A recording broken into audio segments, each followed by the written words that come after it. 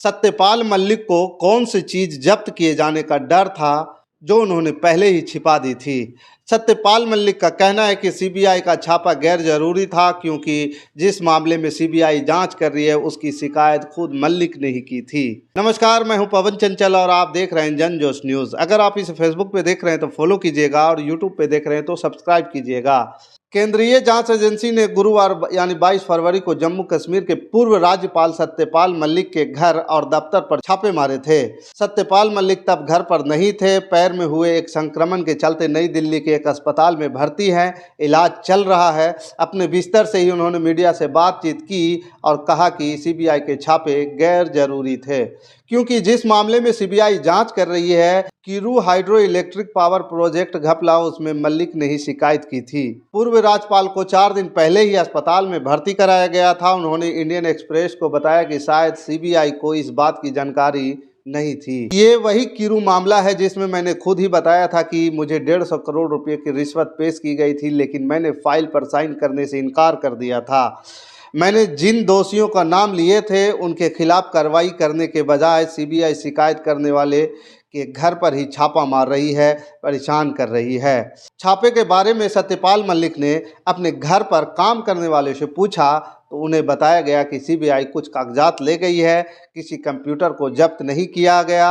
सत्यपाल कहते हैं कि इन्हें इस तरह की कार्रवाई की आशंका पहले से थी और इसलिए उन्होंने पहले ही कश्मीर पर अपने आने वाली किताब का ड्राफ्ट छिपा दिया था। उन्होंने कहा, मैंने एक रैली में कश्मीर पर अपनी किताब के बारे में बोल दिया था, वहीं से लोगों को इस बारे में पता चला। तब मुझे लगा कि मैंने जो 2000 पन्ने लिखी है उसे घर पर नहीं रखना चाहिए और आज के छापे ने मुझे सही साबित कर दिया।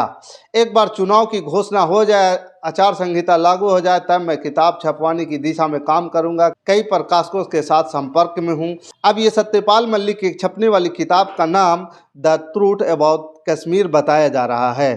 सत्यपाल मलिक के घर पर छापे की टाइमिंग को लेकर सवाल उठ रहे थे। इस पर मलिक ने अखबार से कहा कि ये छापे खास तौर पर आगामी आम चुनाव से जुड़े हुए हैं। सरकार अपने आलोचकों को चुप कराना चाहती है। जिस तरह से मैं पिछले साल से किसान आंदोलन पर उनसे सवाल कर रहा हूं वो उन्हें पसंद नहीं आया होगा। सत्यपाल मलिक अगस्त 2018 से 30 अगस्त 2019 तक जम्मू कश्मीर के राज्यपाल थे। तब जम्मू कश्मीर राज्य था, केंद्र शासित प्रदेश नहीं बना था। उन्होंने ये भी बताया कि 2200 करोड़ रुपए की किरू प्रोजेक्ट का आखिरी कॉन्ट्रैक्ट उनके राज्यपाल पद से हटने के बाद साइन किया गया था।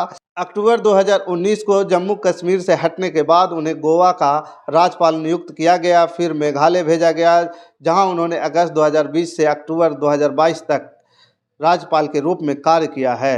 अब देखना ये दिलचस्प होगा कि जो ईडी ने छापेमारी की पूर्व राज्यपाल सत्यपाल मलिक के घर पर, उसमें क्या कुछ मिला है, उससे क्या कुछ खुलासे होंगे। और जो सत्यपाल मलिक मीडिया में आकर के बोल रहे हैं कि ये छापेमारी गैर कानूनी है, ये कोई इसकी ज़रूरत नहीं थी और इन्होंने खुद शिकायत की है, तो इसको लेकर के क्या सही बातें निकल करके बाहर आती है, इसके लिए आप खबर के साथ बने रहिएगा। हम आपको अपडेट्स देते रहेंगे। बाकी आप कमेंट कर आप अपना विचार ज़रूर हमें बताइएगा। हमारे साथ बने रहने के लिए धन्यवाद।